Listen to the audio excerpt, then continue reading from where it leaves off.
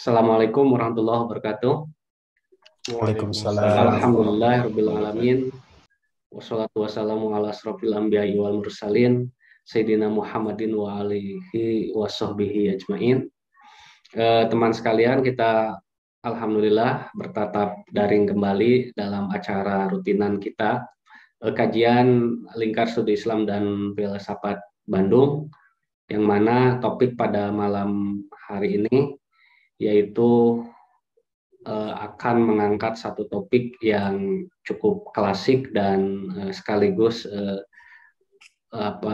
kontroversial lah dalam terminologi Islam dan tasawuf, yaitu tentang wahdatul wujud, pengaruhnya di Nusantara. Malam ini akan dipandu langsung oleh Ki Sistem Tiko sebagai foundernya LSIP, yang nanti sebagai pembicara Pak Samsul Idul Adha dari Banda Aceh. Untuk itu saya tidak akan berpanjang lebar. Saya persilahkan waktu dan tempat kepada Pak Tiko untuk memandu atau memberikan elaborasi jalannya topik pada diskusi pada malam hari ini. Saya persilahkan. Ya, baik, terima kasih Pak Ajis. Assalamualaikum warahmatullahi wabarakatuh. Alhamdulillah pada kesempatan diskusi kita dalam daring ini, tema kita pada kali ini begitu tema yang mungkin baru pertama untuk LSIP itu sendiri.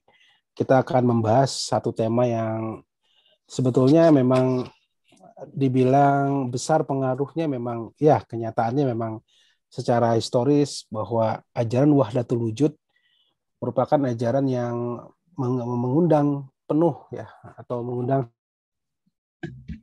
antara para ulama baik pada era dulu gitu kan, era klasik maupun era kontemporer pada saat ini.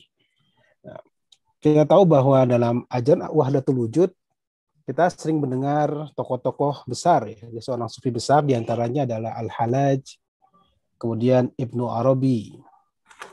Ya, harus kita akui dua pentolan penting dari tokoh sufi besar dalam dunia Islam ini. Salah satu ajaran mereka berdua adalah ajaran wahdatul wujud. Ya. Dan ternyata ada ajaran wahdatul wujud ini kemudian dielaborasi dan diambil itu kan secara mungkin secara lengkap, baik secara epistemologinya maupun aplikasinya dalam satu tradisi Islam kita di Nusantara. Kita tahu ada dua tokoh yang mempengaruhi pengaruh dari wahdatul wujud itu sendiri, yaitu kita kenal dengan Hamzah Fansuri dan juga Syamsuddin Al-Sumatrani atau Syamsuddin Pasai yang kita kenal. Kebetulan dua ulama besar yang dalam tasawuf ya, tasawuf falsafi terutama ini juga beliau lahir dan berkembang di Aceh pada era itu, kurang lebih pada abad ke-16 dan 17 ya. Yang pertama kita tahu bahwa Hamzah Fansuri adalah salah seorang, boleh dibilang seorang yang pertama kali ya, bagaimana beliau kemudian mengembangkan pemikiran-pemikirannya dalam konsep tasawuf falsafi atau berbau tasawuf falsafi. Dan tentu saja dalam perkembangannya pada era itu juga penuh juga dengan polemik dari para ulama-ulama, terutama ulama-ulama syariat ya, atau ulama fikih yang notabene penekanan dalam pemahaman kepada fikih atau syariat ala umumnya setiap kaum muslimin pada saat itu. Kita tahu bahwa kemudian ajaran wahdatul wujud yang dibawa oleh Hamzah Fansuri itu kemudian berkembang ternyata, dan beliau mendapatkan support juga dari beberapa orang ya, sehingga beliau banyak memiliki beberapa murid yang mempunyai pengaruh besar dalam penyebaran pemahaman ajaran wahdatul wujud itu sendiri. Walaupun pada akhirnya kemudian atas prakarsa dari seorang ulama, tokoh ulama besar dari Aceh, yaitu Nuruddin Araniri ya, yang sekarang dari nama UIN di Aceh. Kemudian beliau dengan beberapa ulama memprakarsai untuk melakukan pembakaran terhadap karya-karya dari Hamzah Fansuri. Dan itulah saya kira awal mula kemudian ajaran Wahdatul Wujud mendapat pertentangan yang cukup keras dari kelompok ulama syariat. Sampai akhirnya kemudian salah satu penerus dari ajaran Hamzah Fansuri adalah kita kenal dengan Syamsuddin As-Sumatrani atau Syamsuddin Fasai. Satu yang memang menjadi identik dari Syamsuddin As-Sumatrani dibandingkan dengan gurunya yaitu Hamzah Fansuri adalah kalau Hamzah Fansuri mendapatkan pertentangan yang begitu keras dari para ulama-ulama syariat, tapi dalam nyataannya Syamsuddin As-Sumatrani justru mendapatkan dukungan dari kerajaan Iskandar Muda pada saat itu. Sehingga beliau bahkan menjadi penasehat atau menjadi ulama di istana pada era itu yang ajarannya kemudian banyak sekali beliau tersebar di Aceh pada saat itu dan beberapa karya pun oleh beliau ditulis ya. Baik itu dalam berbagai macam bidang, terutama dalam bidang tasawuf. Satu hal yang mungkin dikenal ajaran dari Syamsuddin As-Sumatrani itu adalah tentang konsep martabat 7. Kalau saya pribadi melihat bahwa konsep martabat 7 itu tidak hampir mirip sekali dengan ajaran emanasinya ya oleh Ibnu Sina. Ketika seseorang dalam ajaran martabat 7 itu ada beberapa tahap-tahap yang harus dicapai oleh seseorang untuk mencapaikan titik kesempurnaan atau sehingga dia bisa dalam bahasa Jawanya menunggaling kaula Gusti. Dan kemudian bukan hanya di Aceh atau Sumatera saja, ajaran Wahdatul Wujud itu kemudian juga masuk ke Jawa ya, ke Jawa. Ya, kita tahu satu tokoh yang kontroversial ketika adanya Wali Songo yaitu Syekh Siti Jenar. Bahkan dalam salah satu serat ya kalangan Gotoloco di situ dikatakan bahwa manusia juga karena manusia itu pada dasarnya adalah merupakan tajali dari Tuhan atau bentuk daripada karena Allah dalam Al-Qur'an wa nafaqo min ruhi wa nafakhtu min ruhi lalu aku tiupkan ruhku kepada manusia sehingga di situ diartikan bahwa manusia dengan Tuhan itu adalah merupakan satu asal yang sama gitu. Sehingga kemudian dikatakan dalam surat Gatoloco itu bahwa manusia juga mempunyai sifat 20 sifat sebagaimana Tuhan gitu. Sehingga dalam ajaran surat Gatoloco itu sebagai suatu perlawanan kepada Wali Songo sehingga tidak mewajibkan bagi setiap manusia untuk sholat misalkan. Karena manusia itu adalah juga bagian daripada emanasi atau tajalinya Tuhan. Saya kira itu contoh bagaimana konsep Wahdatul Wujud memberikan pengaruh yang besar sehingga muncullah dalam Islam di Jawa itu sendiri dengan muncul gerakan Islam Abangan ya sampai saat ini. Ini adalah salah satu bukti pengaruh Wahdatul Wujud yang ada di Nusantara yang berasal dari kerajaan Aceh sampai terus berlangsung sampai ke Jawa sampai pada saat sekarang ini. Baiklah, pada kesempatan malam ini telah hadir juga seorang cendekiawan. Beliau berfokus dalam pemikiran Islam, yaitu Bapak Syamsul Idul Adha. Beliau adalah dosen di UIN Araneri Banda Aceh. Ya, kebetulan topik kita tentang Wahdatul Wujud dan Wahdatul Wujud itu banyak juga. Tadi saya kisahkan tadi tentang Hamzah Fansuri, Syamsuddin As-Sumatrani. Beliau juga keduanya dari Aceh dan sekarang Pak Syamsul Idul Adha saya kira lebih relevan membahas tentang konsep Wahdatul Wujud di Nusantara pada era sekarang. Kepada Pak Syamsul Idul Adha saya persilakan untuk langsung saja untuk menguraikan materinya. Kurang lebih 1 jam Pak Syamsul ya, sampai jam 9 kurang 15 menit. Baik, terima kasih. Assalamualaikum warahmatullahi wabarakatuh. Waalaikumsalam. Sebelumnya izinkan saya untuk share screen. Oke. Materi kita hari ini. PowerPoint-nya? Ya. Apakah bisa lihat PowerPoint-nya? Ya, saya bisa. Suara saya jelas? Jelas. Baik, terima kasih. Pada kesempatan ini, saya akan menjelaskan tentang tema yang mungkin menjadi polemik klasik dalam konteks filologi maupun uh, Islamisasi Nusantara. Ketika kita berbicara tentang tema wahdatul wujud, baik di dalam konteks Islam secara global, iaitu kesejarahan Islam yang sifatnya itu Arabik kosmopolit, maupun yang Nusantara kosmopolit dalam konteks Nusantara, maka ada beberapa poin yang perlu saya gariskan sebelum kita masuk kepada penjelasan ataupun uraian kita pada hari ini.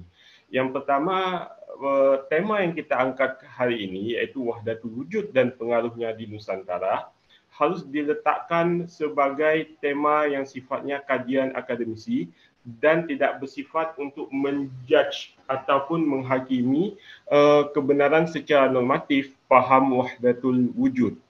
Hal ini kita tentu kembali secara etik tasawuf pada apa yang dipesankan oleh Ibn Taymiyah di dalam kitab Al-Furqa Baina Awliya Ar-Rahman wa Awliya Syaitan, bagaimana beliau mengutip sebuah hadis qudsi yang secara maknawinya itu kurang lebih, barang siapa yang memerangi atau memusuhi kekasih-kekasihku, maka aku proklamasikan perang terhadapnya dan aku izinkan dia untuk diperangi. Dan yang kedua adalah pesan Ibnu Hajar Al-Haytami di dalam kitab Fatwa Al-Hadithiyah. Di dalam kitab Fatwa Al-Hadithiyah, Ibnu Hajar Al-Haytami mengingatkan kembali bahawa betapa banyak orang-orang yang karena prasangka buruknya kepada para ulafa, para ahli tasawuf ditimpa dengan cobaan. Hal ini melandaskan bahawa kita harus meletakkan sikap yang positive thinking, husnuzan terhadap pemikiran para ahli tasawuf atau para ahli sufi tersebut. Nah, yang kedua, sebagai Muslim yang berpegang kepada Ahlus Sunnah wal Jamaah, kita harus berpegang atau berorientasi pada faham Ahlus Sunnah wal Jamaah sebagaimana yang telah diuraikan oleh Kiai Haji Hashim Asy'ari di dalam kitab beliau Risalah Ahlus Sunnah wal Jamaah, iaitu bagaimana kita mengikuti konsep sunnisme yang dalam hal i'tiqad atau akidah kita mengikuti faham daripada Al-Imam Abu Hasan Asy'ari dan Al-Imam Mansur Al-Maturidi, dan demikian pula di dalam tasawuf kita mengikuti pemahaman Junaid Al-Baghdadi, Al-Ghazali dan Syekh Abdul Qadir Al-Jailani. Nah, untuk tidak berpanjang kalam, saya akan memasuki tema kita hari ini. Sebentar.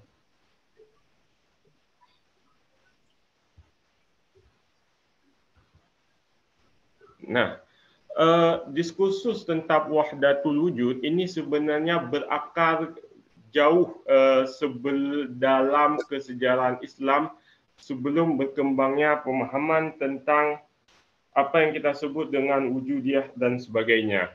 Yang berkembang di dalam awal Islam adalah ketika Baitul Hikmah itu berdiri, dan pada saat yang sama juga pemahaman filsafat menjadi bagian daripada diskursus Islam yang ditandai oleh Al-Imam Al-Kindi salah satunya. Beliau adalah filsuf awal. Apa yang menjadi perbezaan kemudian dari pandangan para filsuf dan pandangan para mutakalimin? Pandangan para mutakalimin ini meletakkan Tuhan sebagai personality yang ditinjau secara teologis. Artinya Tuhan sebagai pencipta yang kekuasaannya untuk mencipta itu bersifat prerogatif, tidak terkait dengan realitas kosmologis. Tapi di pihak lain, di kalangan para filsuf, terutama filsuf dari aliran peripatetik, mereka meyakini bahawa adanya wajibul wujud dan adanya imkanul wujud. Baik wajibul wujud maupun imkanul wujud, keduanya memiliki hubungan al-illah haqiqiyah dan al-illah al-haqiqiyah dan al-ma'lul. Dalam hubungan antara al-illah al-haqiqiyah dan al-ma'lul, di situ ada yang disebut dengan sebab material maupun sebab efisiensi. Nah, sebab material atau maupun sebab efisiensi menyatakan di balik kejadian atau kausa penciptaan makhluk dan seluruh alam itu harus ada secara metafisik penyebabnya, harus ada prima kausanya, yang dalam hal ini adalah adanya al-illah al-haqiqiyah atau sebab yang utama atau yang disebut dengan prima kausa dalam hal ini. Nah, disinilah maka Tuhan di dalam pandangan para filsuf itu disebut wajibul wujud. Wajibul wujud kalau kita lihat di dalam Hasyiah Al-Khadami ala tafsir surat Al-Ikhlas li Ibni Sina, beliau menyatakan ketika kata huwa itu ditafsirkan sebagai wajibul wujud bi qarinati qaimu mutlak. Artinya wajibul wujud ini juga disebut wujudul mutlak. Dan nanti kita akan melihat wujudul mutlak ini sama pengertiannya dengan yang dimaksud oleh kalangan urafa atau ahli.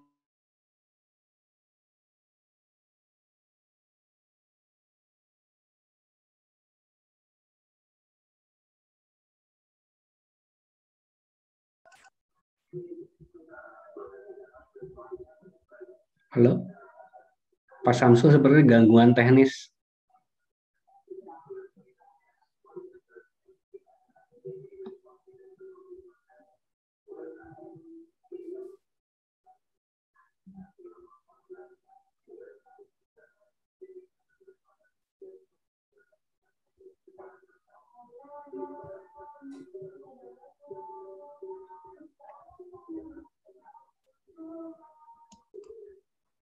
Mohon maaf, apakah terpotong tadi? Ya, Ya. silakan dilanjut. Lanjut saja Pak Potong. Samsul. Diulang.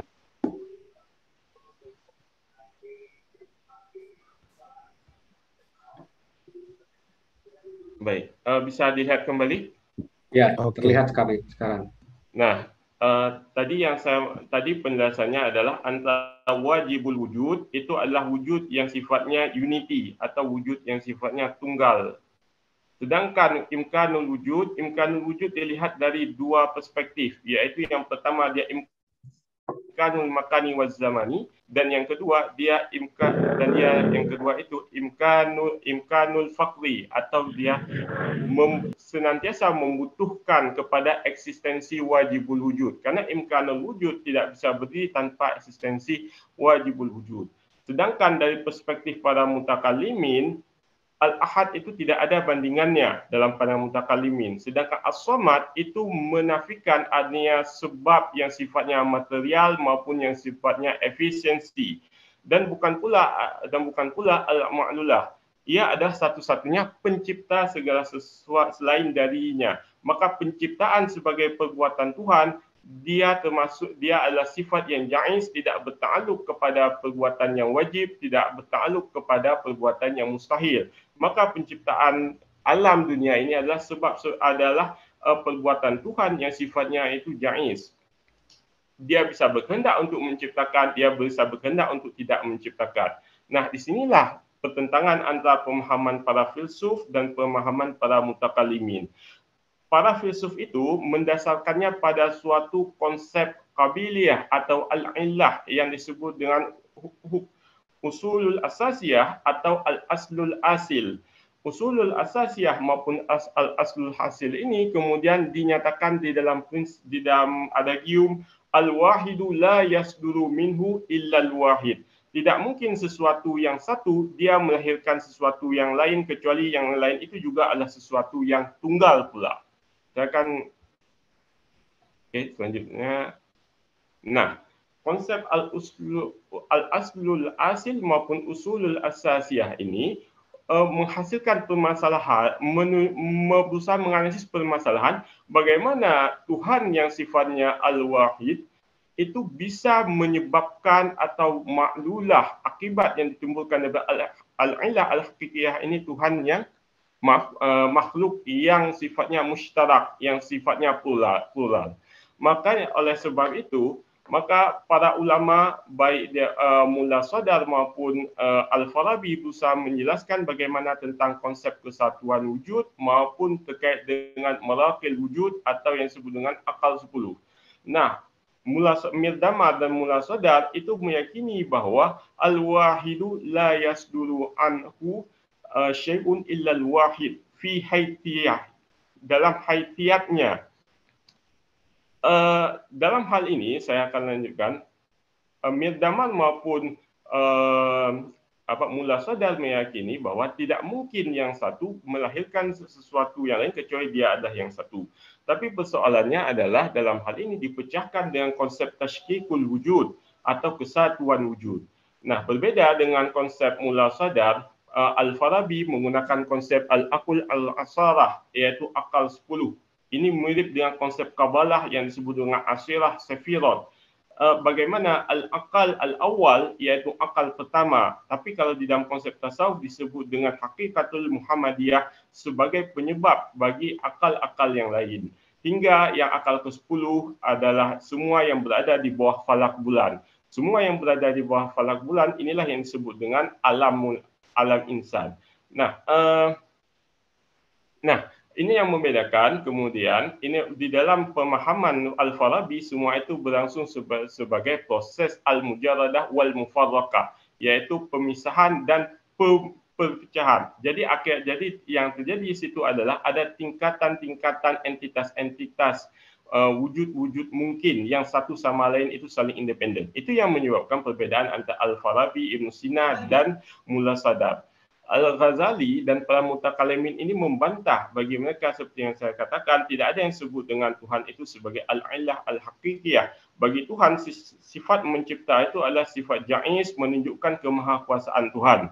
Nah, sebagai sifat yang jaiz, maka dia tidak bertakluk pada yang wajib maupun mustahil. Tetapi para filsuf membantah bahawa segala sesuatu harus berdasarkan qabiliyah atau al-illah. Maka tidak bisa penjelasan antara yang satu dan yang banyak itu diselesaikan tanpa menerima yang namanya al-qabiliyah ataupun al-illah yang saya sebut tadi.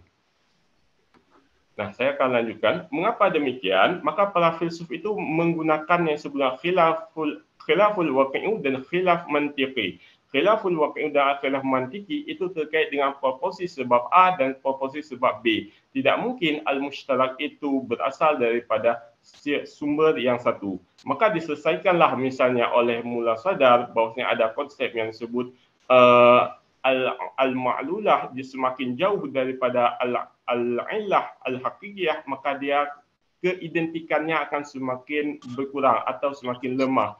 Dalam hal ini tetap yang digarisbawahi bahawasanya Tuhan itu adalah sebagai al-illah al-haqiqiyah atau yang disebut dengan kausar prima. Nah, saya lanjutkan. Nah, para filsuf menganggap bahawa wujud yang sempurna, wujudul kamilah itu sebagai syarat ataupun masyrut bagi wujud yang lainnya. Sedangkan para mutakalimin atau al-Asy'ariyah berpendapat bahawa al-illah al-addah itu sebagai bukti tentang eksistensi Tuhan. Dalam hal ini bagaimana keduanya berusaha memisahkan antara kalangan mutakalimin berusaha memisahkan antara dimensi transendental, iaitu dimensi di mana ruang dan waktu itu belum ada, dengan dimensi kosmologis di mana dimensi waktu dan ruang itu ada. Oleh sebab itu dimensi kosmologis itu ditandai oleh imkanul makani wal zamani dan imkanul faqri di dalam eksistensinya. Nah, kemudian pemahaman wahdatul wujud itu sebenarnya sudah eksis, tetapi memiliki tahap-tahap perkembangan dari awal yang tidak se-eksplisit seperti yang dijelaskan oleh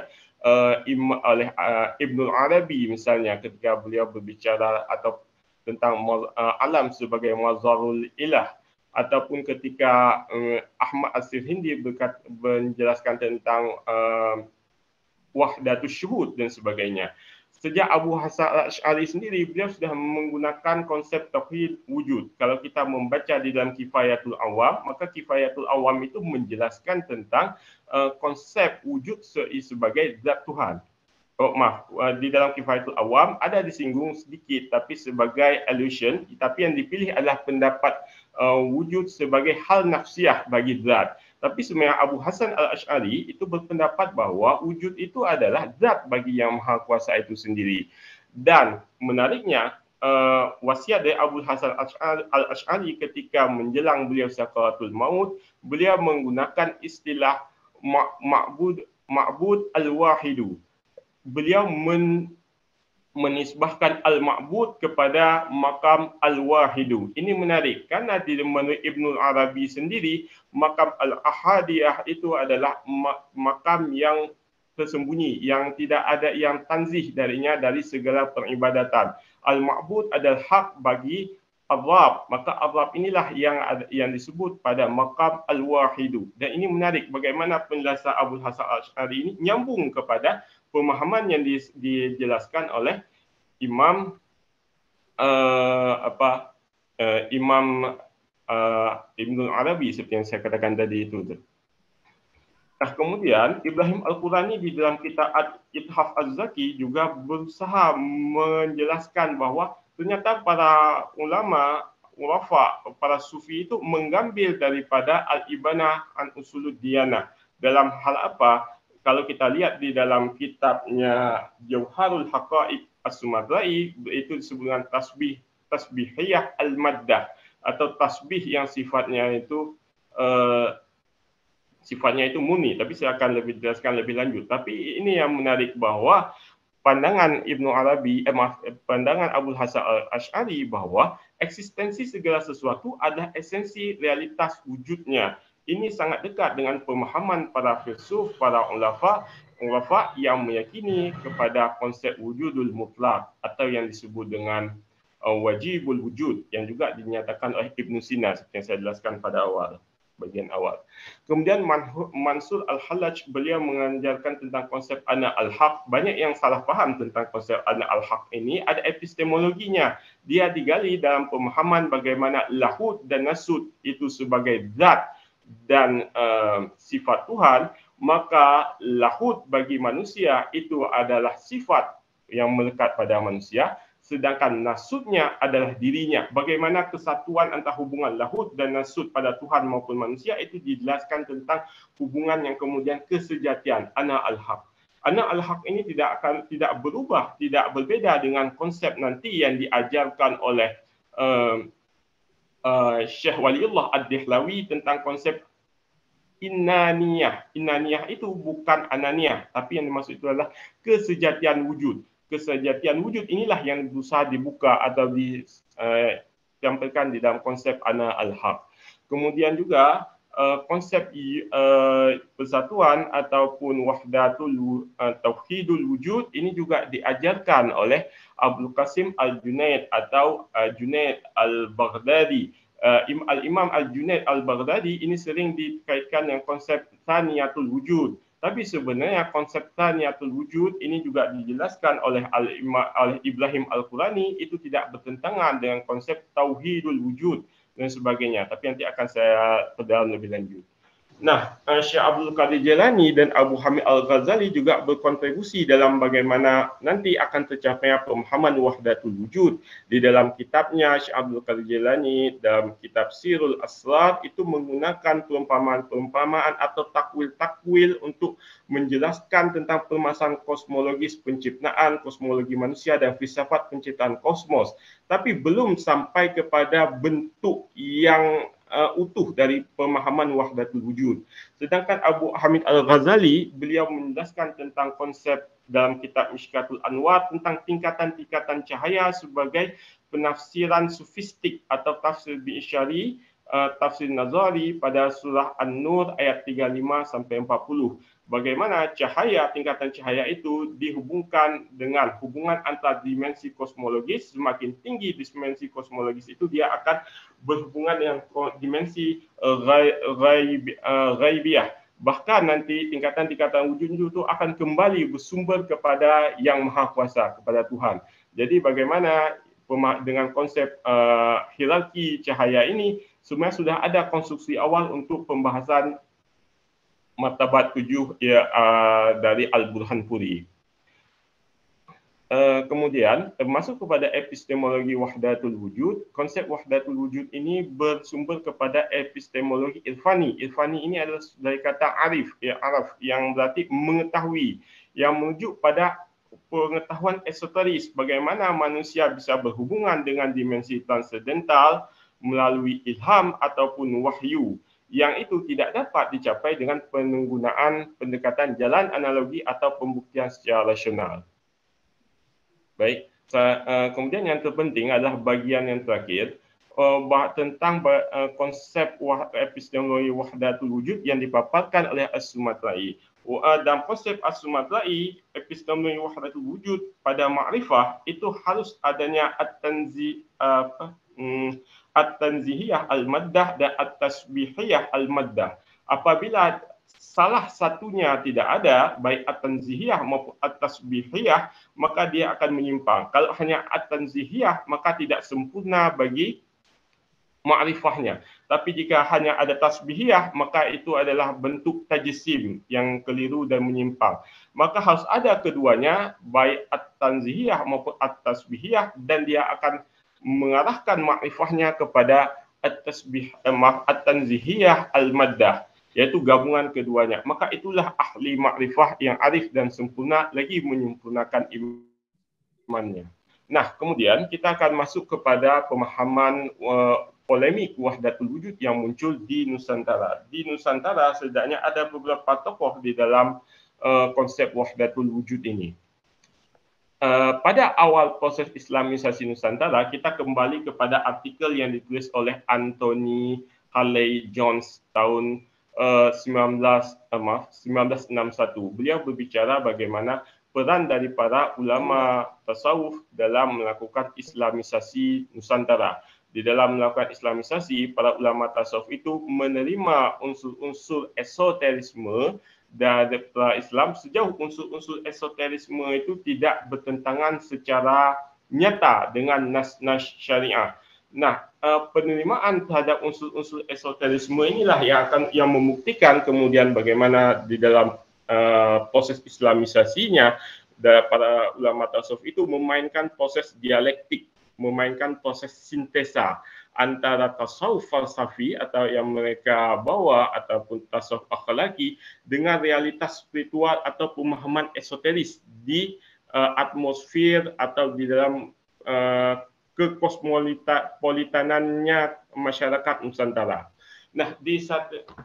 Di satu sisi proses Islamisasi yang adaptif itu munculnya sintesis mistis antara ajaran tasawuf falsafi dan ajaran esoteris pra-Islam yang menghasilkan ajaran mistisme heterodoks yang dianggap tidak sesuai nanti di dalam konsep Sunisme. Nanti saya sudah meneliti tentang kelopak Ferrara, bagaimana beberapa penanda teks di dalam kelopak Ferrara, terutama pada kelopak Ferrara yang kedua, bagian yang kedua, itu menunjukkan adanya interaksi, adanya pertentangan antara tasawuf falsafi, ulama-ulama tasawuf yang membawa paham falsafi di Nusantara, terutama dalam konteks Jawa, dengan para ulama Sunni atau ulama-ulama yang saya sebutkan tadi, berpegang pada panduan-panduan syariat yang diajarkan oleh Imam Al-Ghazali maupun Junaid Al-Baghdadi. Nanti kita akan melihat dalam konteks Siti Jenar ini pada proses dialog selesehannya.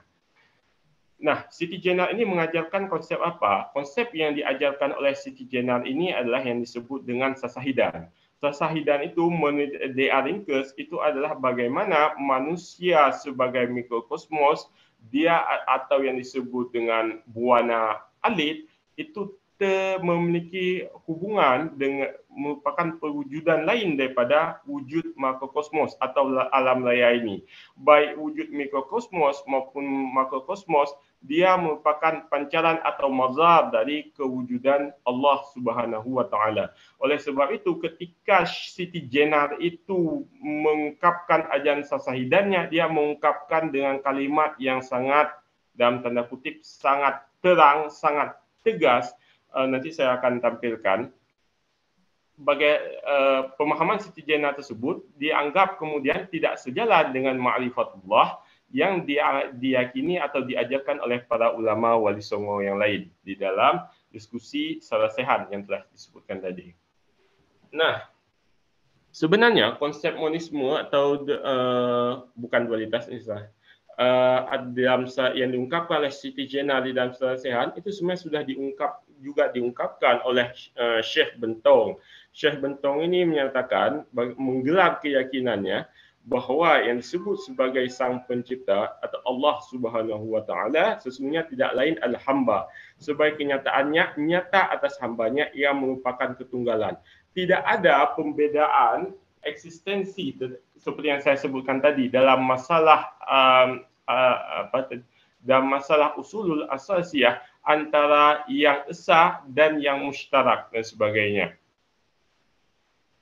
Nah, kemudian ajaran sesahidan ini juga diungkapkan oleh Siti Jenar di dalam Kepak Ferrara. Dalam pernyataan Siti Jenar, dia menyatakan secara sangat terang terkait dengan sesahidan atau penyaksiannya bahawa tidak ada perbezaan antara sebenarnya adalah satu atau manunggaling kaulu dan lan Gusti itu sebagai satu kesatuan yang tidak terpisahkan. Walaupun ini bisa dipahami atau diinterpretasi kembali di dalam konteks sosiologisnya bahawa tidak ada perbezaan antara kaula elit dan perbezaan antara para aristokrat dan sebagainya. Kemudian yang menjadi penolakan para wali songo terhadap Siti Jenar itu adalah bukan karena konsep sesahidannya, tetapi karena ajaran yang dibawa oleh Siti Jenar atau konsep sesahidan itu dibabal secara terang-terangan kepada masyarakat umum. Perlu diketahui bahawa kalau kita baca juga di dalam Wirid Hidayat Jati, Longgo Warsito juga mengingatkan bahawa ajaran sesahidan dan beliau juga membabar ajaran sesahidan di dalam Wirid Hidayat Jati, tapi ajaran tersebut ada tirai, ada hijab yang tidak boleh dibuka oleh kalangan awam. Dia adalah pembahasan atau diskursus yang diberikan kepada kalangan yang sebutnya khawasul khawas, iaitu orang-orang yang para ulafa itu sendiri yang mengerti proporsi tentang pemahaman tentang konsep sesahidan itu. Nah, kemudian ini sedikit berbeda dengan konteks Hamzah Fansuri kalau kita bandingkan dengan Siti Jenar seperti yang saya sebutkan sekarang. Konteks polemik Hamzah Fansuri dengan Nuruddin Al-Aniri ini sangat unik. Karena Nuruddin Al-Aniri sudah memiliki pengalaman keagamaan karena beliau dari Gujarat atau dari lebih tepatnya dari Ranir. Sedangkan Hamzah Fansuri beliau berasal dari Barus atau Fansur atau Singkil. Dan beliau kalau kita baca di dalam syairnya beliau menyebutkan dengan perlambang mendapat wujud di tanah Syahir Nui, iaitu di Pelak. Artinya beliau memperoleh pemahaman mungkin kalau kita interpretasikan dari Pelak tentang konsep irfani atau wahdatul wujud ini. Dan Hamzah Fansuri tidak sekalipun menyebutkan konsep wahdatul wujud. Beliau memang berbicara tentang dalam kitab Asyrabul Ansyikin, di dalam kitab Al-Muntahi, bagaimana hubungan non-dualitas antara manusia, hamba dan dengan Tuhan atau Sang Pencipta. Tetapi saya akan tunjukkan kemudian bahawa Hamzah Fansuri lebih-lebih adalah seorang pengikut Ahlus Sunnah wal Jamaah dan pendapatnya murni adalah pendapat Ahlus Sunnah wal Jamaah. Nah, Nuruddin Al-Aniri ini mengaitkan, mungkin ini dalam penelitian Adib Sofia di dalam disertasinya tahun 2016, mengaitkan ajaran-ajaran Hamzah Fansuri dengan pengaruh filsafat di luar Islam. Ini adalah hal yang umum di dalam pemikiran ataupun diskursus diskursus firak maupun diskursus tentang ilmu-ilmu tasawuf dan filsafat dan pada umumnya. Ini seperti yang dilakukan oleh Ibnu An-Nadim di dalam kitab Al-Fihrisnya terhadap Ibnu Qulab dan sebagainya. Nah, kemudian pandangan Nuruddin Al-Aniri tentang ajaran Hamzah Fansuri seperti yang saya katakan itu tidak terlepas dari pengalaman keagamaan yang dialami oleh Nuruddin Al-Aniri di Ranir atau di Gujarat, di mana terjadi sintesis mistis antara Islam dengan pemahaman di luar Islam, antara esoterisme, tradisi esoteris tasawuf falsafi dan tradisi esoteris di luar Islam. Dan ini dibahas secara detail baik oleh L.C. Zehner maupun oleh Mustafa Fazili. kedua penulis ini menjelaskan bagaimana proses dialektis antara tradisi esoterisme itu saling mempengaruhi satu sama lain dan sebagainya. Nah, kemudian Nuruddin Al-Aniri terkait dengan polemik wujudiyah Hamzah Fansuri menisbatkan seperti yang saya sebutkan tadi, ada unsur-unsur ajaran di luar Islam, baik di dalam kitabnya At-Tibyan fi Ma'rifatul Adyan maupun di dalam kitab Hujjatus Siddiq maupun dalam kitab Fathul Mubin, yang kadang dikaitkan dengan ajaran Tanusikiyah, kemudian dikutip dari bagian-bagian Al-Muntahi. Kemudian ia juga mengutip pandangan monisme Hamzah Fansuri terkait dengan hubungan antara Tuhan dan manusia dan alam semesta. Dia umpamakan dengan hubungan biji dan pohon dan sebagainya. Tapi saya akan tunjukkan kemudian apa yang dimaksud oleh Hamzah Fansuri sebenarnya. Kemudian Nuruddin Al-Aniri juga menyusun kitab Ma'ul Ahayah li Ahlil Mamat atas perintah Sultanul Taju'ul Alam Safiatuddin Shah. Gunanya apa? Karena di dalam kitab Ma'ul Hayah li Ahlil Mamat, Nuruddin Al-Aniri membedakan. Beliau mengakui konsep wahdatul wujud yang muwahhidun yang dinisbatkan kepada Ibnu Arabi, tapi karena pengalaman keagamaan yang dilihat oleh Nuruddin Al-Aniri di India, kemudian dia menganggap wahdatul wujud yang berkembang di negeri bawah angin itu sudah melenceng daripada konsep yang diajarkan oleh Ibnu Arabi. Tapi saya akan jelaskan lebih lanjut, ini yang dimaksud ini apa sebenarnya. Nah, kemudian kalau kita lihat, pertama Nuruddin Al-Aniri, ini saya akan contohkan dua saja untuk mengungkapkan bahwa Hamzah Fansuri itu seorang Sunni Asy'ari murni. Pertama, Nuruddin Al-Aniri mengatakan bahwa Hamzah Fansuri meyakini Al-Quran itu makhluk. Dan dia mensebutkannya di dalam kitab Asrarul Arifin. Yang sebenarnya di dalam kitab Asrarul Arifin, Hamzah Fansuri sendiri mengatakan berdasarkan hukum syariat, kalam Allahu tiada makhluk. Yang mengatakan itu makhluk siapa? Itu adalah kelompok mazhab Mu'tazilah, Rafidhi, Zanadiqah. Dan Hamzah Fansuri juga menganggap bahwa pemahaman ketiga kelompok ini adalah pemahaman yang kufur, yang menyimpang dan sebagainya. Dan beliau mengatakan, adapun kalam Allah yang dibawa Jibril kepada Nabi Muhammad yang tersurat pada mushaf, iaitu kalam lafzi, kalau kita katakan, dapat dikatakan makhluk karena hukumnya sudah bercerai dengan zat pada ibarat. Ini menunjukkan bahwa Hamzah Fansuri meyakini kalam yang qadim itu adalah kalam zati atau kalam nafsi. Sedangkan kalam yang baharu iaitu lafaz-lafaz yang mulia atau kalam al-munazzal itu adalah makhluk karena dia sudah bercerai daripada zat. Dan ini sesuai dengan pemahaman Asy'ariyah tentang kalamullah yang dijelaskan oleh Muhammad Al-Fudhali di dalam kitab Kifayatul Awam secara komprehensif. Bisa dibandingkan.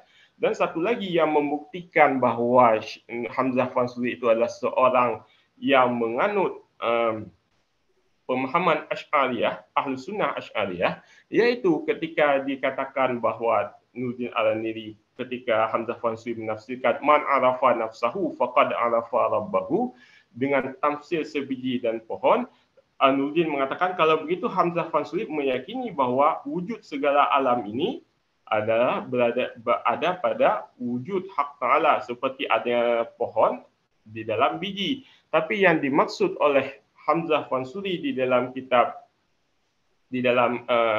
kitabnya Al-Muntaha itu adalah pada hadis yang menyatakan kuntu khan makhfiya, yang dimaksud itu adalah semua realitas alam ini ada di dalam ilmu yang maha kuasa. Bukan segala wujud itu berada di dalam wujud yang maha kuasa. Bukan seperti itu yang dimaksudnya.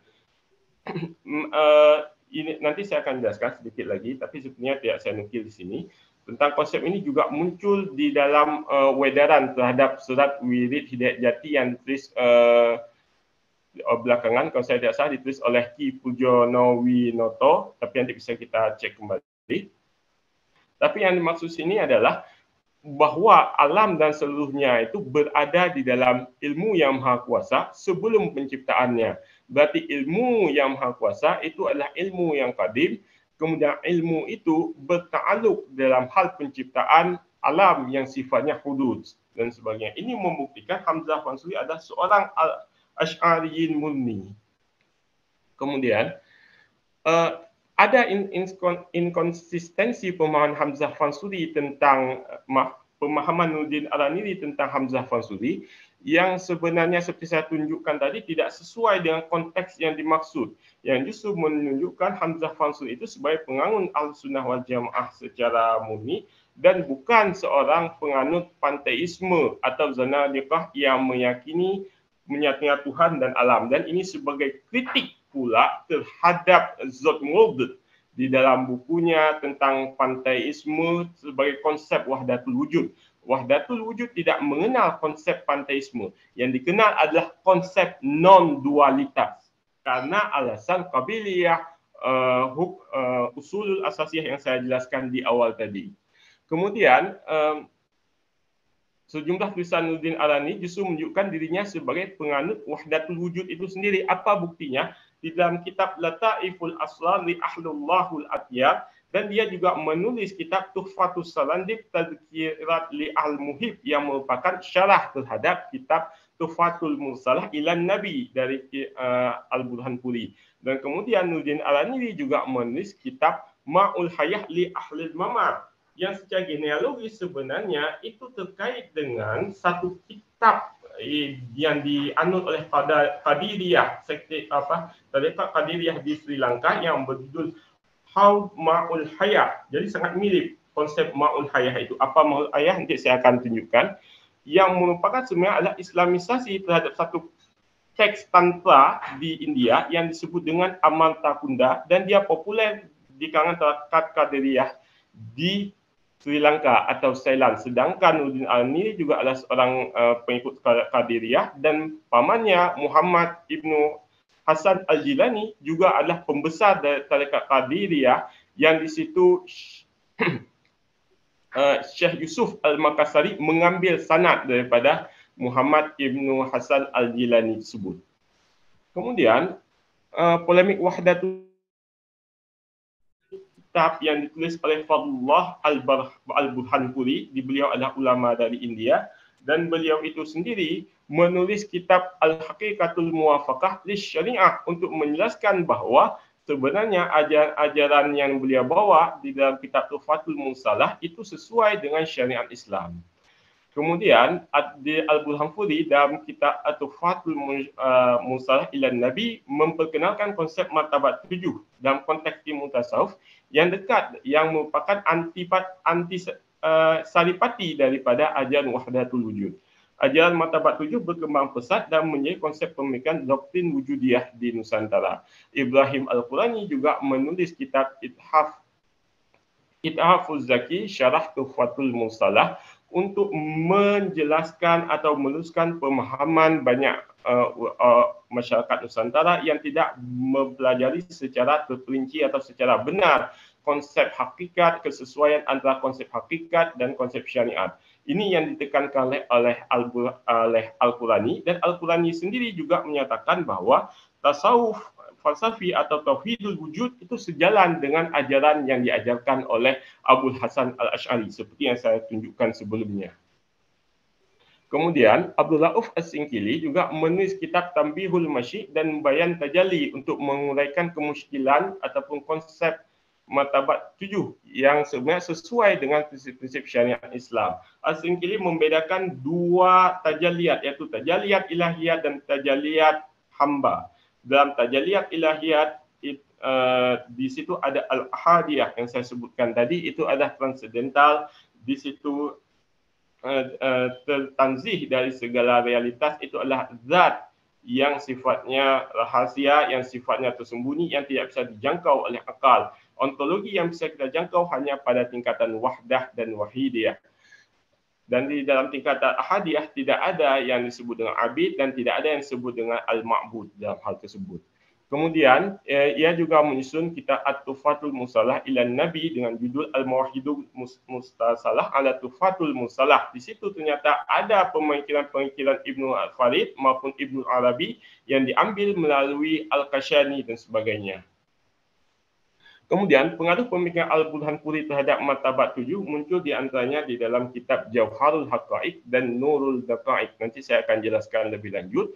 Di dalam kitab Jauharul Haqaiq, beliau hanya membahas 5 tingkatan: Al-Hadiyah, Al-Wahdah, Al-Wahidiyah, Alam Arwah dan Alam Syahadah. Sedang yang merupakan pengaruh dari Syekh Muhammad Ghaud Khatiruddin di dalam kitab Jauharul Khamsah yang menyebutkan hal yang sama.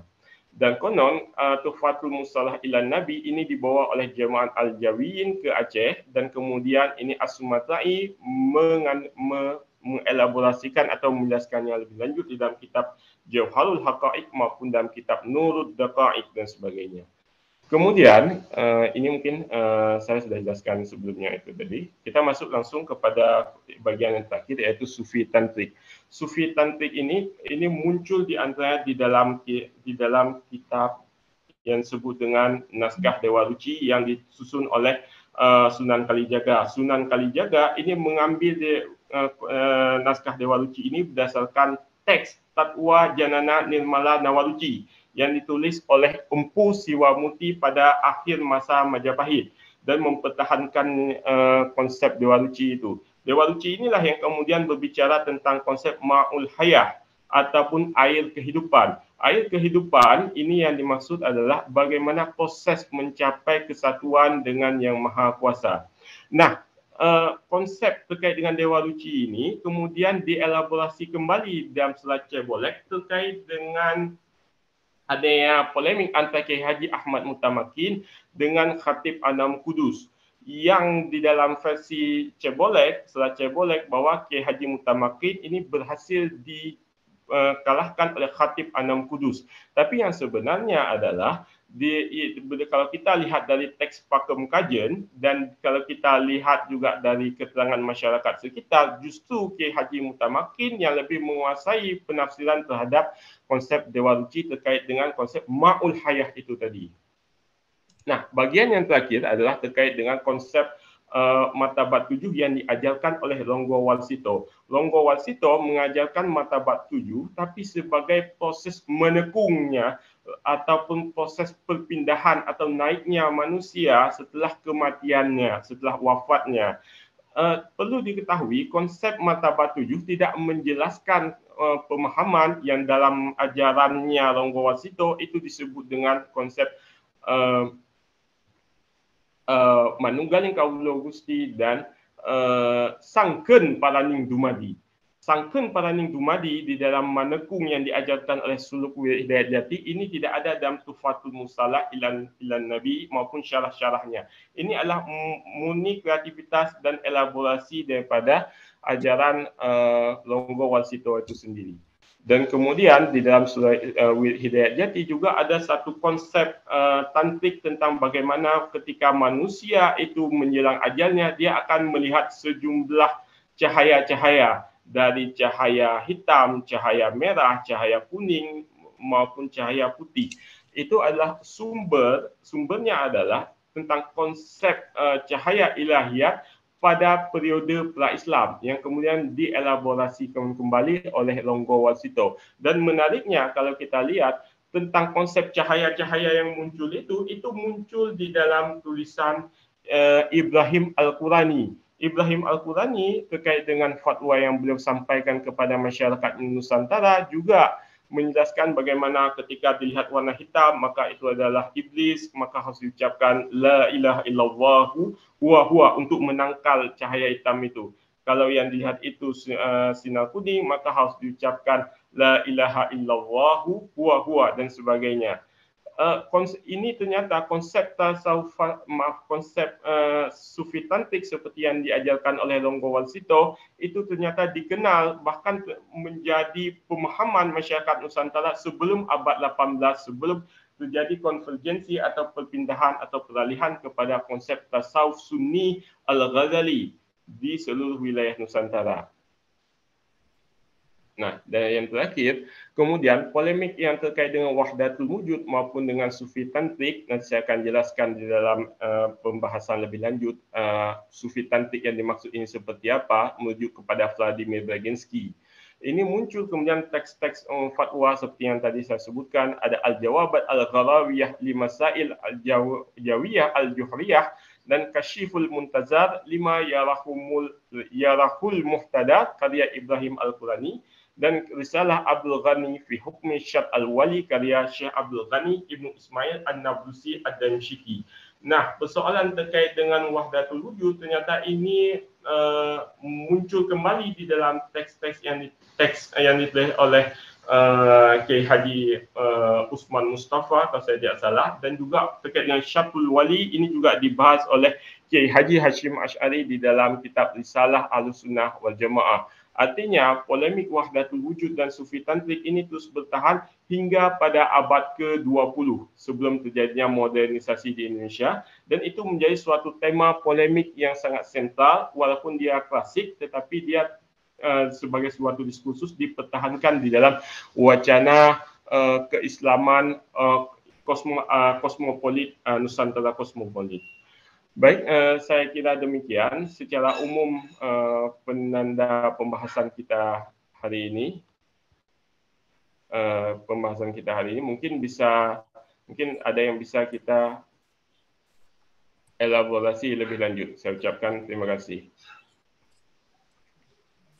Baik, terima kasih Pak Syamsul atas pemaparan materinya yang saya kira sangat rumit sekali dari awal, bagaimana konsep-konsep tentang wujud itu sendiri dalam ilmu kalam dan filsafat Islam.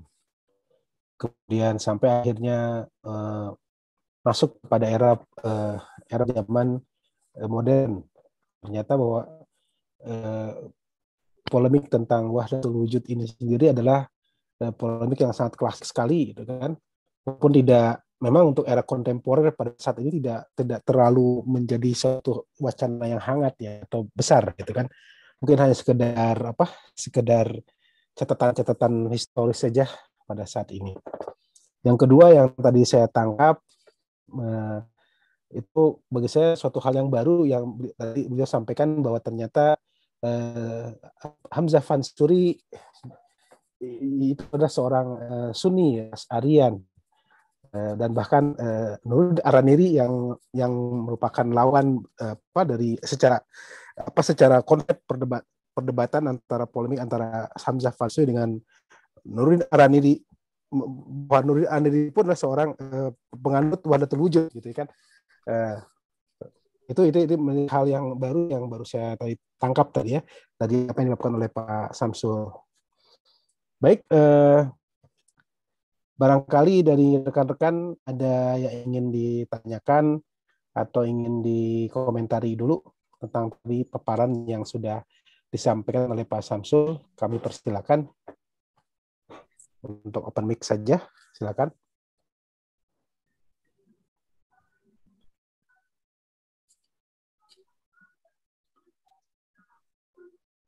Mungkin Pak Ajis ada yang ingin ditambahkan atau dikomentari dulu, silakan. Ya, itu teman-teman yang lain nggak ada yang mau dikomentari atau mau menambahkan, silakan juga sih. Raise hand aja. Ya, kalau enggak saya nih, Pak, terima kasih Pak Syamsul Idul Adha ya, pemaparannya yang cukup komprehensif saya kira, luar biasa tentang wahdatul wujud dari mulai masa klasik sampai ke klasik Islam dalam pengertian di tanah kelahirannya, lalu bergeser di Nusantara. Tapi saya ada yang menggelitik sebenarnya di dalam belum ada satu kesimpulan yang sangat baku atau yang jelas dari wahdatul wujud itu sendiri, gitu kan. Bahkan dalam wahdatul wujud itu kan ada gium al-ain as-sabitah, gitu kan. Itu bagaimana tentang entitas-entitas yang abadi itu. Ini kan kalau memang kosmos itu dalam teorinya ya, yang umumnya di pengertian umum itu bahwa manunggaling kaula Gusti, entitas-entitas yang ada itu al-ain, menjadi bagian dari eksistensi Tuhan gitu kan, bisa dibilang begitu misalkan. Berarti pertanyaannya adalah bagaimana kalau seperti batu itu menjadi hancur gitu kan, manusia mati, alam semesta mati. Karena bagi Ibnu Arabi yang saya pahami adalah kosmos atau entitas itu, walaupun Tuhan menampakkan di dalam zahirnya, tetapi bagian dari kosmos-kosmos itu dia secara tidak langsung bisa mengatakan satu bentuk keabadian di satu pihak, gitu kan, keabadian alam semesta mungkin. Tapi di lain pihak, ketika manusia itu mati, itu sebagai entitas al-ain as-sabitah itu yang memang banyak diadagiumkan itu kalau dalam terminologi wahdatul wujud itu bagaimana sebagaimana bisa atau bisa mengarah kesimpulan ke sana misal itu.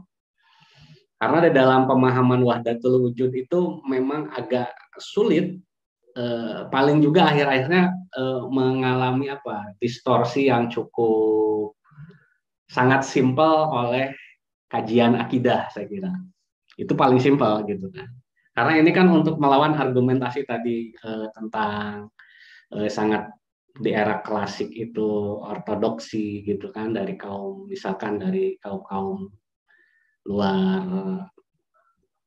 Islam atau ya sebagai pembelaan tauhid itu, kenapa dalam pengertian Ibnu Arabi ya bisa jadi bahwa wujud Tuhan itu ada yang mengatakan begini kalau dalam bacaan Barat, misalnya William Society itu banyak mengomentari soal Ibnu Arabi bahwa eh, Tuhan misalkan yang dalam pengertian Arabi itu di satu sisi memiliki wujudul mutlak, tetapi entitas-entitas itu juga bahwa alam itu bagian dari wujud gitu kan.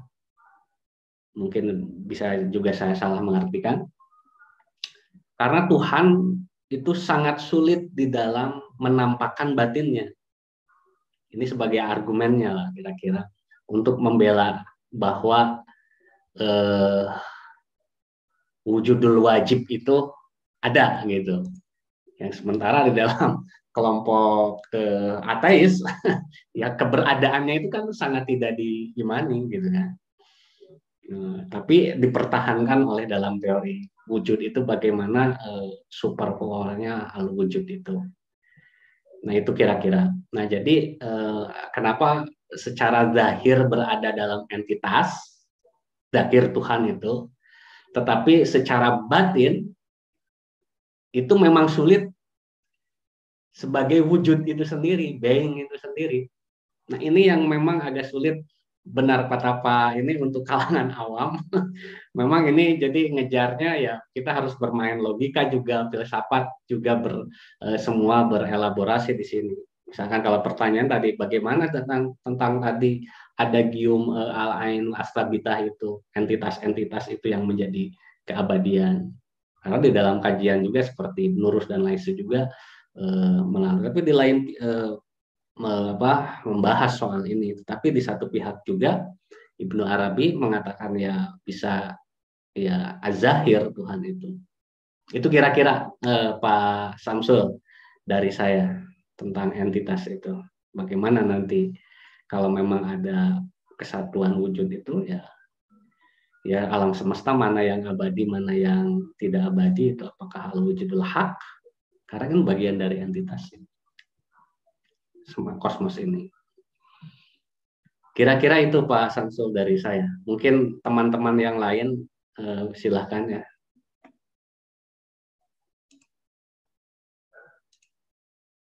Mohon dikomentari aja Pak Samsul.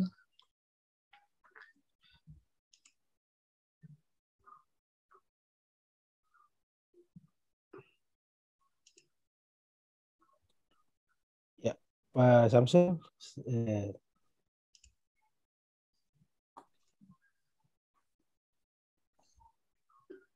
Oke. Pak Samsulnya Ya,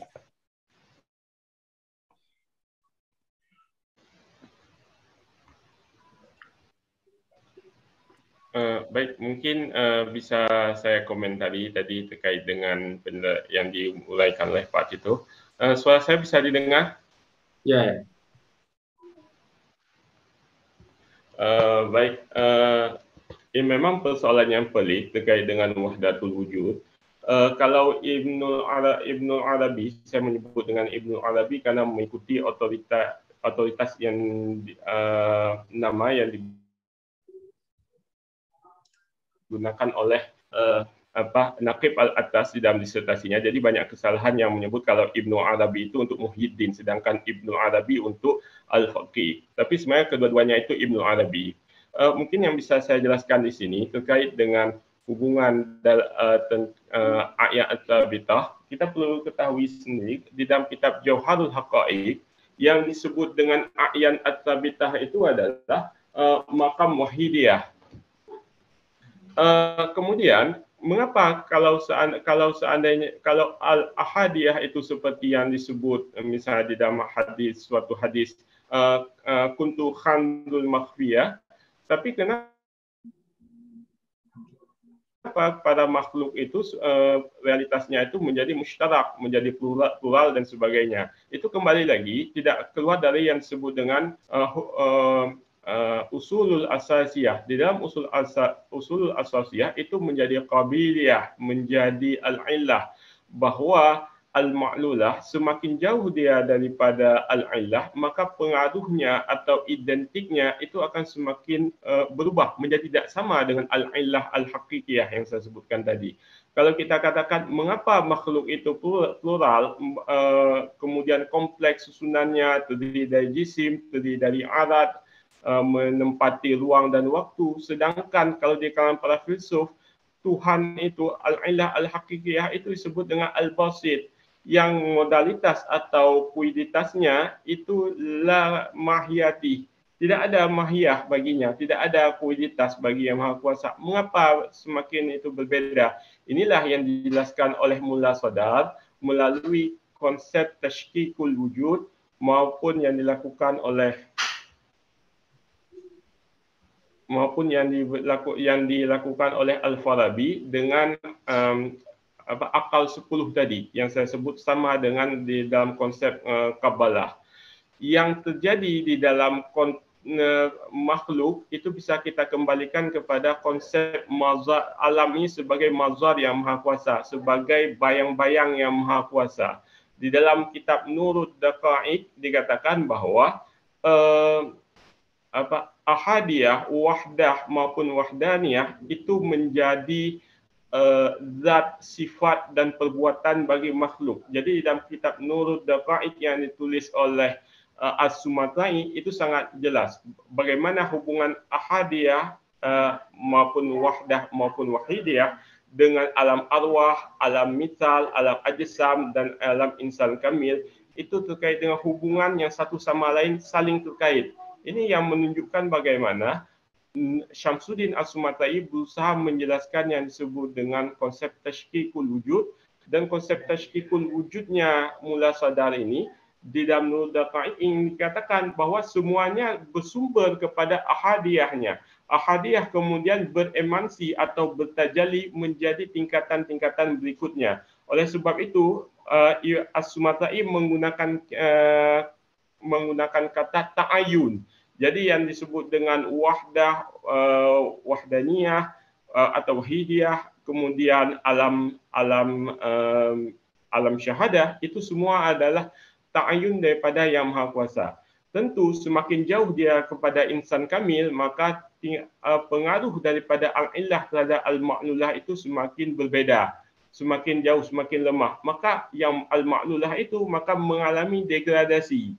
Degradasi misalnya, kalau yang maha kuasa itu tidak ada mahiyah atau kuiditas, tapi karena sifat relativitas dan sifat degradasi itu, maka sifat-sifat makhluk itu, diri makhluk itu mengalami yang disebut dengan kuiditas atau mahiyah. Kemudian dari segi wujudnya, dari yang sifatnya itu tunggal mutlak al-basit, itu karena mengalami degradasi, maka terjadilah al-mushtarak. Dalam hal ini, para filsuf berusaha untuk menjaga hubungan antara yang tunggal dan yang plural itu dalam konteks al-qabiliyahnya atau dalam konteks al-illahnya. Al-wahidu la yasduru anhu syai'un illal wahid. Yang satu tidak mungkin menghasilkan sesuatu apapun kecuali dia adalah yang satu pula. Ini yang harus dijaga. Bukan berarti yang satu maka yang lainnya juga akan mirip persis. Karena al-ma'lulah semakin jauh daripada al-illah, pasti dia mengalami degradasi dan mengalami perubahan dan sebagainya. Tapi seperti yang dicontohkan tadi dalam konteks menekungnya Longgo Warsito, manusia dalam insan kamil bisa kembali kepada asalnya, kepada ahadiyahnya, kepada awang uwung suwungnya. Oleh karena itu disebut dengan konsep sangken paraning dumadinya. Saya kira demikian pembahasan secara umumnya. Terima kasih. Baik, terima kasih Pak Samsul. Baik, ada pertanyaan lagi, ada raise hand Pak Rupik ya. Silakan langsung saja pertanyaannya langsung ke Pak Samsul. Silakan Pak Rupik ya.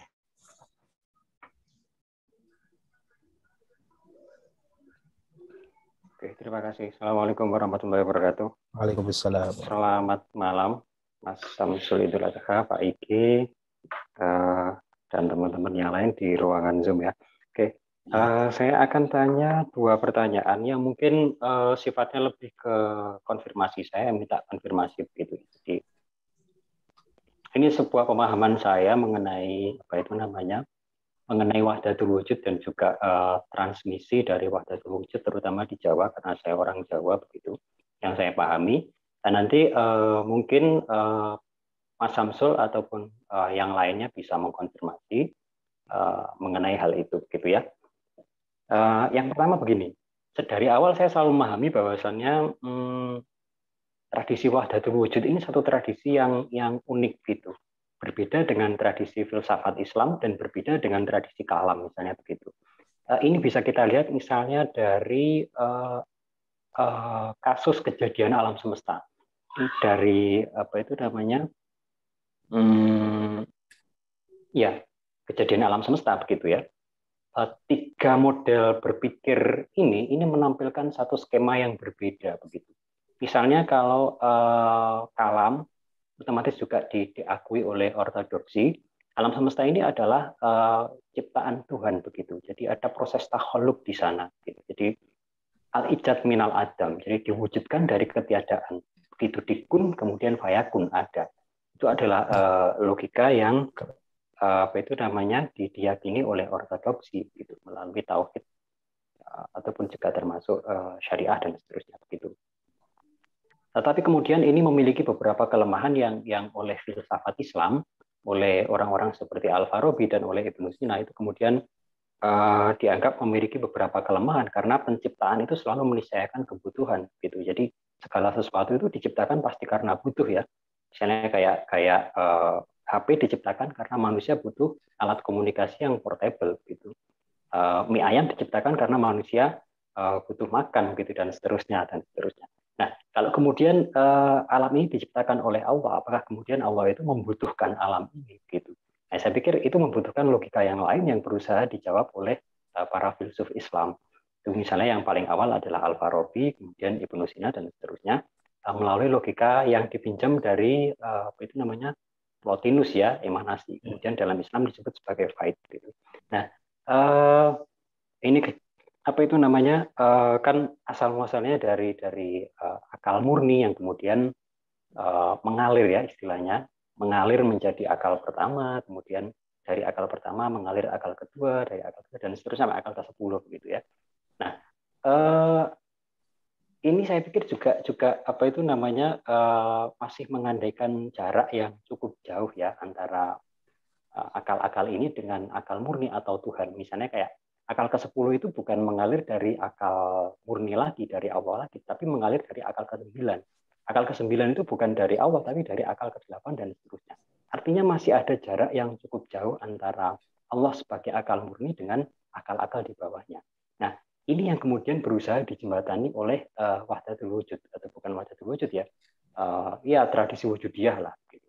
Dengan konsep tajalli. Ini bagi saya tajalli ini sesuatu yang berbeda. Ini tidak bisa disamakan dengan faid atau emanasinya filsafat Islam kayak Al-Farabi dan Ibnu Sina, dan sama sekali tidak bisa disamakan dengan apa itu namanya konsep takhaluk di dalam ortodoksi begitu ya. Tajalli ini kalau saya meminjam istilahnya Pak siapa itu Kausar Azhari Nur ini kan seperti manusia yang sedang bercermin begitu ya. Jadi manusia kalau bercermin di depan cermin itu yang nampak itu adalah gambarnya dia begitu, bukan gambar orang lain.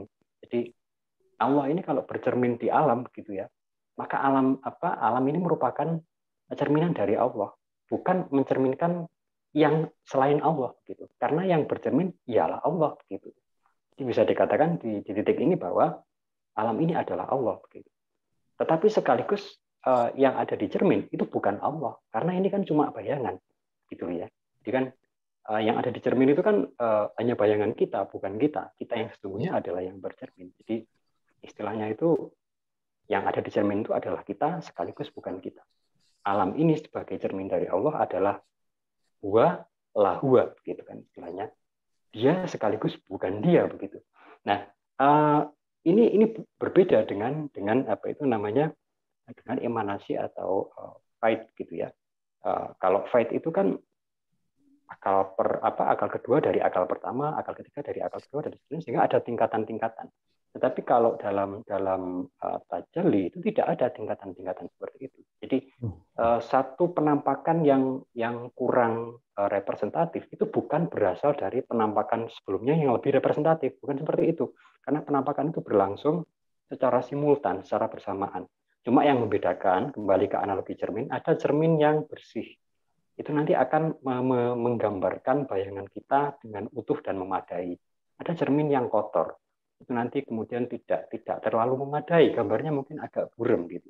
Ada cermin yang retak tidak bisa menggambarkan kita dengan utuh dan seterusnya seperti itu. Jadi tingkatannya di situ, bukan tidak ada keberasalan ya. Itu saya pikir titik perbedaan di sana. Saya mohon konfirmasi itu bagaimana dengan pemahaman seperti itu.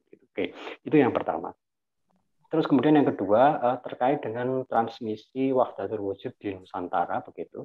Yang saya pahami, saya sebagai orang Jawa, saya pikir memang iya ya, betul, memang asalnya yang pertama memang dari Aceh ya gitu. Tetapi kalau misalnya mau ditarik garisnya ke Jawa, sejauh yang saya pahami, itu bukan ke siapa itu namanya Syekh Siti Jenar begitu ya. Di jalurnya dari Sumatera itu kan setelah Hamzah Fansuri kemudian Samsudin Sumatera ini, saya pikir tidak ada kontak yang signifikan dengan Jawa. Kontak yang signifikan dengan Jawa itu justru mungkin satu abad setelahnya melalui Abdurrauf Asingkili ya. Abdurrauf Asingkili kemudian punya murid Syekh Burhanuddin Ulakan di Sumatera Barat. Kemudian satu lagi yaitu punya murid Syekh Abdul Muhyi di Pamijahan ya. Nah, itulah kemudian apa itu namanya pintu pertama masuknya paham wujudiyah di Jawa begitu.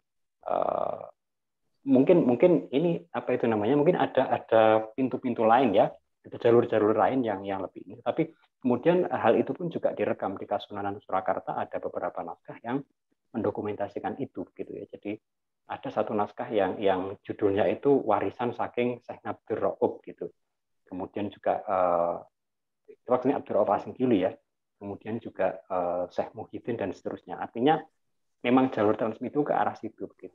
Bukan dari Syekh Siti Jenar begitu. Kalau Syekh Siti Jenar, kalau kita cermati juga pemaparannya Pak Samsul tadi, kalau misalnya menggunakan konsep lahud dan nasud itu kan bukan dalam tradisi wujudiyah, itu berarti kan dalam tradisi hululnya al-halaj ya, bukan tradisi apa itu namanya wujudiyah yang transmisinya misalnya dari Ibnu Arabi ke Abdul Karim Al-Jili, kemudian ke Fadlullah Al-Burhanpuri melalui Tuhfatul Mursalah ila Ruhin Nabi yang punya martabat 7 itu. Saya pikir kan itu sesuatu yang agak berbeda kalau kita mau jeli membedakan apa itu namanya jenis-jenis pemikiran tasawuf gitu ya.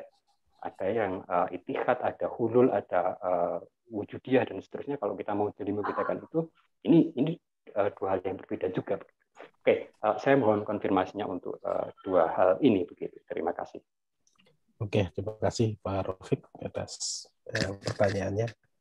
Silakan Pak Samsul, langsung saja ditanggapi. Baik, terima kasih. Suara saya bisa didengar? Ya. Cukup jelas, Pak. Ya, bisa.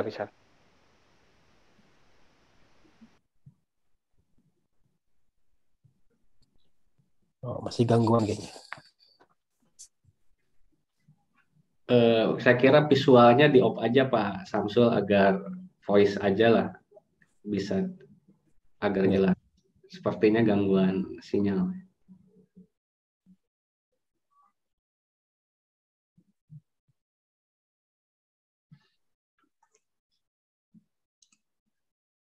Tes, bisa didengar?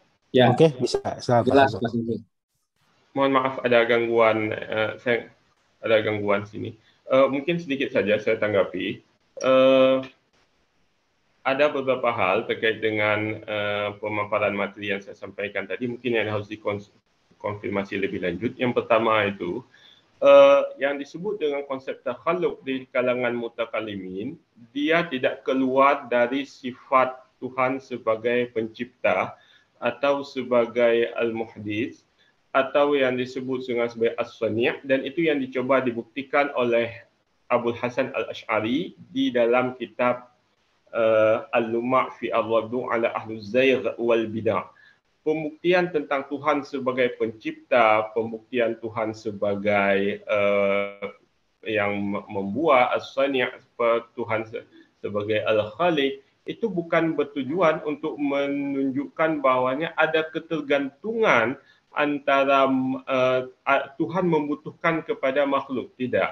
Tuhan di dalam konsep mutakalimin itu dijelaskan wujudun bila makan wa bila zaman. Dia berada pada suatu dimensi yang sifatnya itu transitif.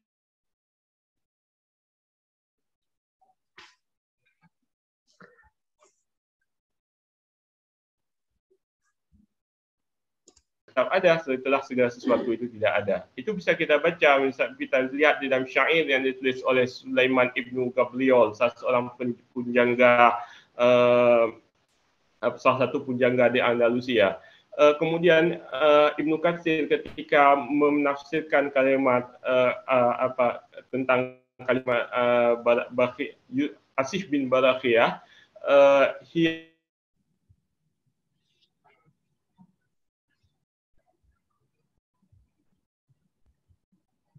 Ja'iz Tuhan, yang sifat Ja'iz Tuhan itu tidak bertakluk pada perkara yang wajib dan juga tidak bertakluk kepada perkara yang mustahil. Itu satu. Yang ada yang terjadi, para filsuf juga mengatakan yang justru yang terjadi imkanul wujud itu dia imkanul zamani wal makani dan imkanul faqri. Imkanul makani wal zamani berarti probabilitasnya itu terkait dengan ruang dan waktu, dan dia itu fakri. Dalam pengertian fakri ini apa? Dia terus membutuhkan eksistensinya bergantung kepada wajibul wujud. Karena mustahil bagi imkanul wujud itu ada tanpa adanya imkanul wujud. Persoalannya di sini adalah apakah kita memahami ini sebagai sebab material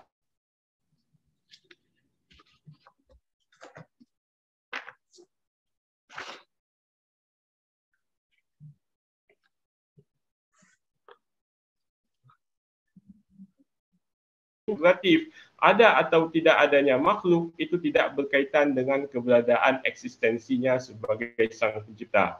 Tapi kalau dia sebagai sebab efisiensi, maka bisa dikatakan bahwa keberadaan makhluk sebagai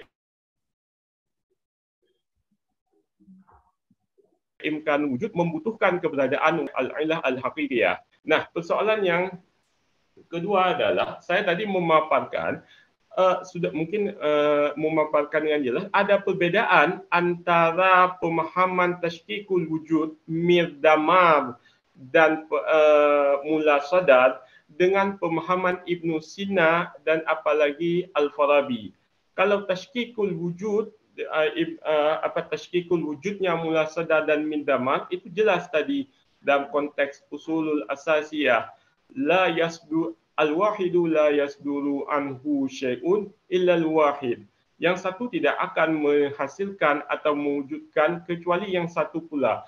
Tapi persoalannya adalah ketika wujud yang mushtarak itu bagaimana menghubungkannya dengan yang satu, karena dia ada khilaf waqi'u, ada khilaf mantiqi.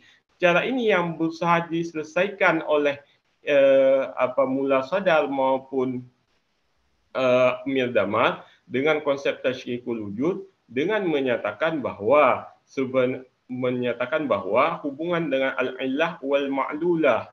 Al-illah wal ma'lulah ini menyatakan bahawa semakin jauh al-ma'lulah maka semakin tergradasi, berbeda dengan al-illah al-haqiqiyahnya.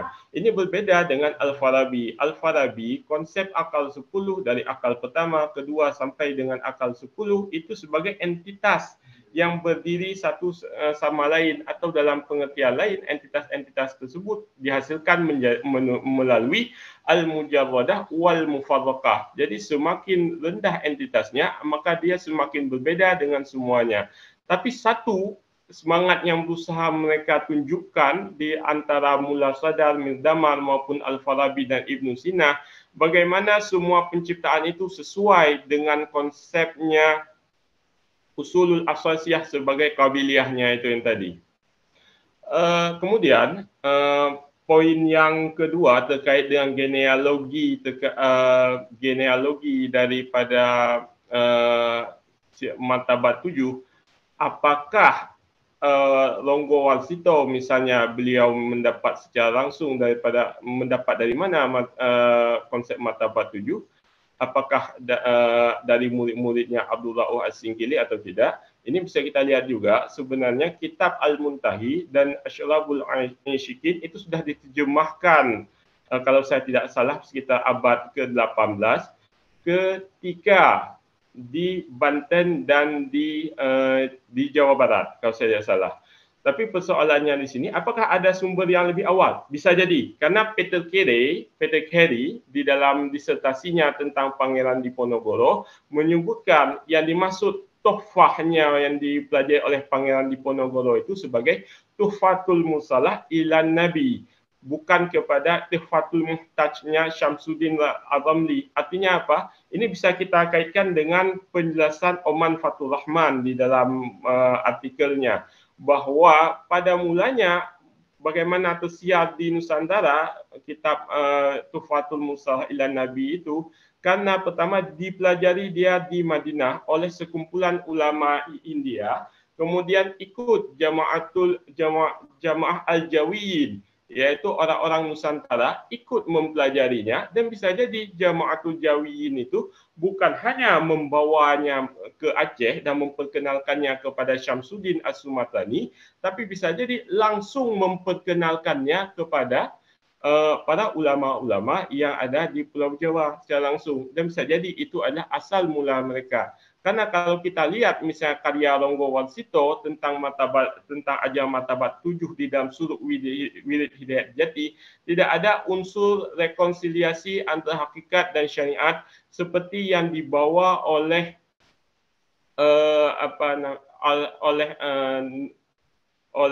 As-Singkili, oleh Abdul Rauf As-Singkili, maupun yang dibawa oleh Ibrahim Al-Qurani. Sekalipun bisa kita katakan misalnya di dalam sisilah-sisilah tarekat Syadziliyah itu, pengajaran daripada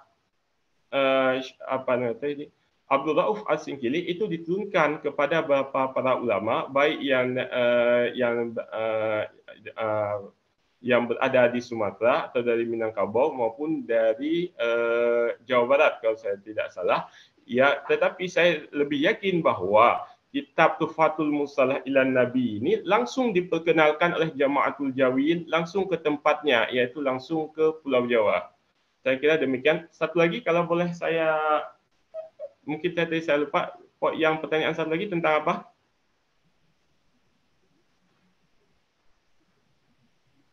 Mungkin sesi Bijenar mungkin ya, sesi Bijenar. Jadi kalau misalnya dilihat mengenai tradisi berpikirnya, sesi Bijenar itu kayaknya lebih dekat ke hululnya al-halaj begitu, bukan tradisi wujudiyah begitu. Oh ya, baik. Terkait dengan Siti Jenar, kalau kita baca mungkin nama yang ditunjuk oleh almarhum Agus Sunyoto di dalam buku Atlas Wali Songo, beliau menyebut, kalau saya tidak salah, mohon koreksinya, itu darah putih. Saya lebih kurang sependapat kalau yang dimaksud itu adalah ajaran Ana al-Haqnya, walaupun Sasahidan itu sepertinya mirip dengan ajaran Ana al-Haq. Tapi sebenarnya Sasahidan mungkin lebih mirip dengan ajaran Ahmad Sirhindi. Mengapa demikian?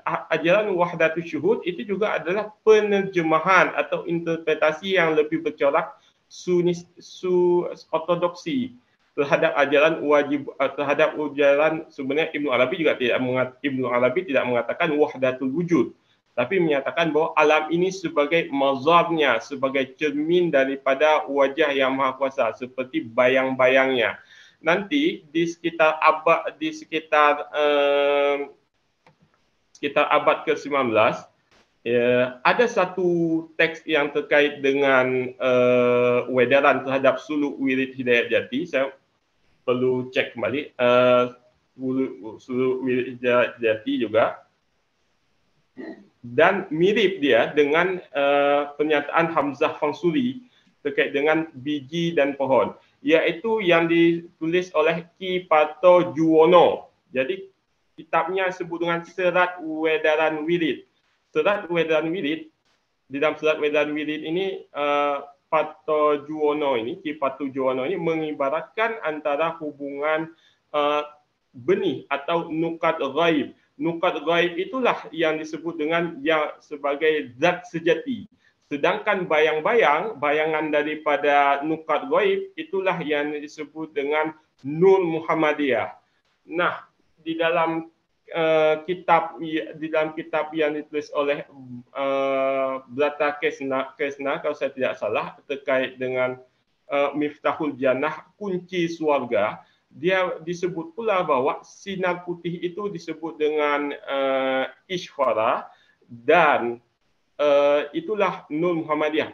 Jadi di dalam kitab yang saya sebutkan tadi, kunci surga, itu adalah konsep bagaimana mendialektikkan hubungan antara sang pencipta dengan makhluknya. Bagaimana salah satunya adalah zahir atau bayang-bayang ataupun sinar putih yang saya sebutkan tadi. Itu adalah contoh daripada pengaruh sufi tantriknya.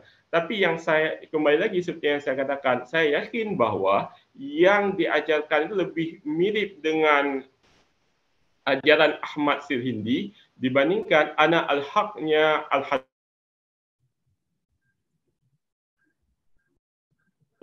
Karena begini, apakah dalam, tapi lebih cocok, lebih dekat bahwa pengajarannya itu mirip dengan yang diajarkan oleh Ahmad Sirhindi. Tapi saya tidak bisa mengatakan bahwa ada genealogi langsung, ada genealogi yang menghubungkan Siti Jenar dengan Ahmad Sirhindi dan sebagainya. Itu yang tidak bisa itu yang harus kita konfirmasi lebih lanjut. Saya kira demikian, Pak. Terima kasih. Baik, terima kasih Pak Samsul. Pak Rofik, barangkali masih ada yang ingin dikonfirmasi lagi dari jawaban Pak Samsul? Iya, saya kira sudah cukup. Mungkin sedikit gini ya, apa itu namanya? Ya, kalau misalnya apa itu namanya,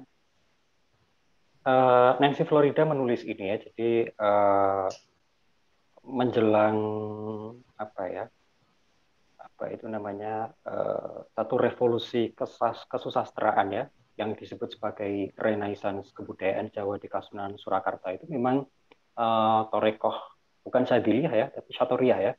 Torekoh Syatoriyah itu sangat dominan begitu peranannya di lingkaran para sastrawan di apa itu namanya Kasunanan Surakarta begitu. Dan kita tahu bahwa apa itu namanya Syatoriyah itu torekoh yang salah satunya dibawa oleh Abdurrauf Asingkili ke Nusantara begitu ya. Termasuk kemudian Burhanuddin Ulakan dan juga Syekh Abdul Muhyi Pamijahan itu juga merupakan badal mursyid Syatoriyah di Sumatera Barat dan juga di Jawa begitu ya. Jadi saya pikir bisa lah kemudian dirangkai-rangkai kemudian ya diandaikan begitu loh. Kalau kelihatannya ini pengaruh Syatoriyah, pengaruh apa itu namanya Tuhfatul Mursalah ila Ruhin Nabi ini apa itu namanya dari sana jalurnya begitu ya. Karena memang Syatoriyah cukup kuat, bahkan Misalnya kayak pamannya Ronggo Warsito itu ya, adiknya bapaknya itu yang namanya Ronggo Sasmito itu juga menulis apa itu namanya menulis satu ajaran Satoriyah begitu. Dia juga pengikut Toriko Satoriyah begitu. Kemudian di siapa itu namanya mbahnya ya yang Yasodipuro II itu juga menulis Centini, dan di Centini juga ada nuansa wujudiahnya begitu ya kan, ada pengaruh-pengaruh apa itu namanya Tuhfatul Mursalah ila Ruhin Nabi kan, ada 7 martabat di Centini begitu. Jadi saya pikir rangkaiannya atau genealoginya bisa dilacak dari sana. Mungkin itu saja. Terima kasih. Baik, terima kasih Pak Ropik atas konfirmasinya. Dan ya satu lagi pertanyaan saya kira bisa kita kasih kesempatan satu lagi barangkali dari yang lain.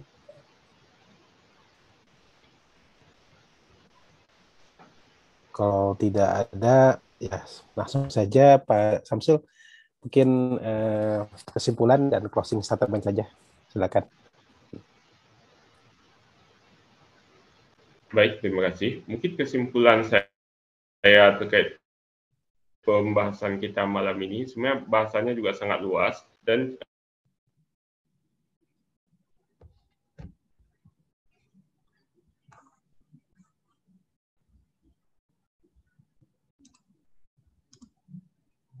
Ithaf Az-Zaki Syarah Tuhfatul Mursalah ila Nabi, bahwa paham wahdatul wujud itu tidak bertentangan di dalam syariat, tidak bertentangan dengan syariat. Dia ada pendekatan tauhidul al-wahid itu, al-ma'budul wahid itu sebagai segala eksistensi yang lain. Dan di dalam pengajaran tauhidul wujud sebenarnya adalah mengukuhkan